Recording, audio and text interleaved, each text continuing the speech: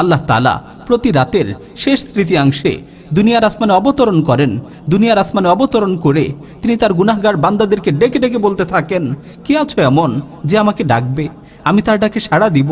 কে আছো এমন যে আমার কাছে প্রার্থনা করবে, আমি তার প্রার্থনাকে পূর্ণ করব? কে আছো এমন যে আমার কাছে ক্ষমা চাইবে, আমি তাকে ক্ষমা করে দিব? আল্লাহ সুবহানাহু ওয়া তাআলা ফজরের আগ পর্যন্ত এভাবেই তার মুমিন বান্দাদেরকে ডাকতে থাকেন। প্রিয় ভাই ও বোনেরা, রাতের সময়গুলোর মাঝে রাতের শেষ তৃতীয়াংশ হচ্ছে সর্বশ্রেষ্ঠ সময়। এই সময় আল্লাহ তাআলা কত তাওবাকারীর তাওবাকে কবুল করেছেন, কত গুনাহগার ব্যক্তির গুনাহসমূহকে ক্ষমা করে দিয়েছেন, কত অভাবী ব্যক্তির প্রয়োজনসমূহকে পূর্ণ করে দিয়েছেন, কত মাজলুমের ডাকে সাড়া দিয়ে তাকে জালিমের কবল থেকে রক্ষা করেছেন।